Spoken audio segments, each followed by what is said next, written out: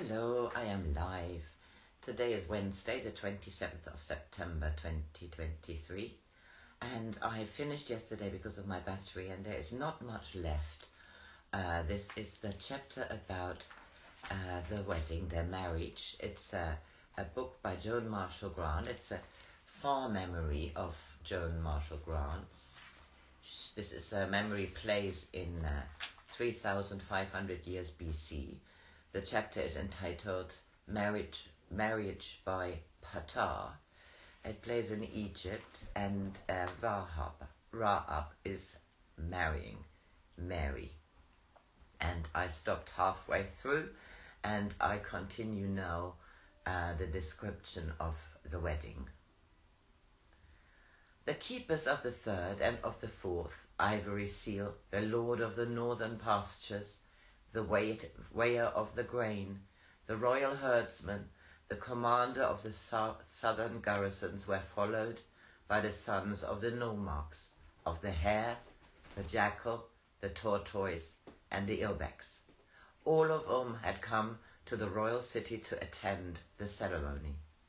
As well as these, nearly every important official of the court, together with their wives and such children as were old enough, had assembled to do us honour. Her 4 attendants stood beside Mary, and Hanuk and Sebek beside me, to take from us the gifts as soon as we had given thanks for them. Hunting bows, throwing sticks, jars of wine, quivers, arrows dipped with rare feathers, and with shafts gaily decorated. A set of gold-studded collars for my hunting dogs were among the things which I received.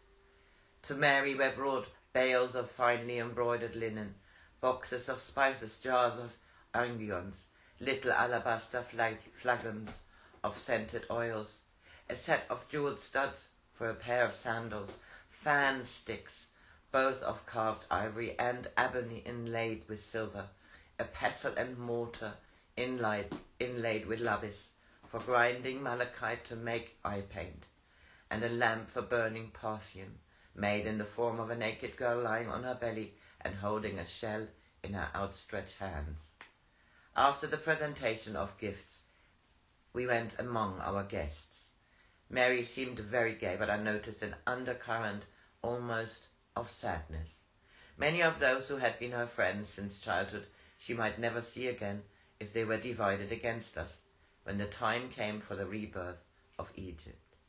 Many of them would be happier in the new life, but what of those who could not adjust themselves to a different court? Those who were the wives or daughters of men whom the watchers would remove from office. What would they do when they were judged solely on their own merits, and no longer had the background of their present rank to enhance them? Those who had spent many years in the rigid steps of etiquette might feel lost in the new freedom. Or would the court of the new pharaoh resemble this so closely that the scene would appear the same and only some of the players be different? The vizier was seated with Ramois at the other end of the room. When next I saw him, would he be wearing the double crown? What if men had conquered by force of arms and it was the watchers who were banished from Egypt? While Mary and I talked with our guests, I heard snatches of other conversations. They say he is stricken with grief. His wife is so angry she's left the city and gone to his estate in the north. Some say she is even going back to her father and taking the children with her. Yes, I heard that too. It shows how unreliable foreigners are. I wish he had married her. I should have rejoiced seeing my father's sisters making obeisance to the beautiful unknown. And yet another voice, do you think it was true that Menhed would have made her the first wife? All standards of the prince's army are to bear the white scarf for 40 days in sign of mourning. Did you ever see her? I did once, as her litter passed mine, and she drew back the curtains. She's so beautiful. Yes, even Nepherd would have to blame her mirror if she were to remain confident of being the most comely woman of the court, had the beautiful unknown been taken in marriage. I thought Prince Menhad might have been here today. After all, Ramois is the keeper of the gold seal. He is observing mourning as though she had been his wife. I think it is a pity she died. At least it would have been a new excitement. Ramois, looking rather harassed, came up to me and said in a low voice, "The vizier is going to do us the honour of staying to what you set off on your wedding journey. That being so, I think you had better start a little earlier. No suggestion of haste, of course, but it would not be well to keep him waiting too long." Hanuk joined us. "Everything is ready," he said. "The loading boats left 3 hours ago, and the servants will have set up the pavilions at the place appointed. If you leave soon, you will reach there by sunset and find everything ready to receive you. Sebek and I going in the second boat with Mary's 4 attendants." "4?" said Ramois. "I thought one of them was staying here." "She is," said Hanuk, "but the fourth girl is a friend of Sebek's." "I see," said Ramois hastily. "Forgive me for having overlooked it. I hope you will explain to Sebek that I am intending no discourtesy." Through an avenue of people who strewed flowers before us, Mary and I walked slowly down to the landing stage.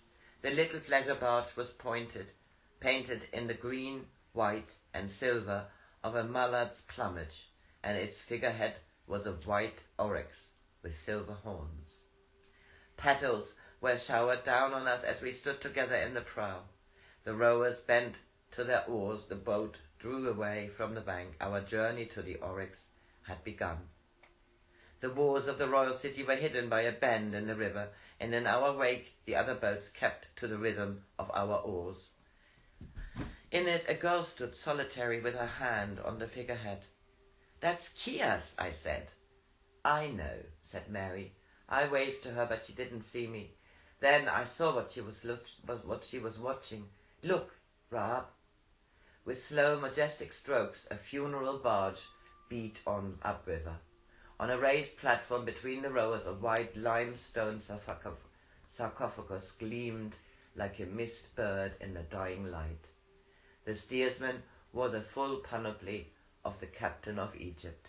Prince Menhad was taking his beloved to await him in his tomb.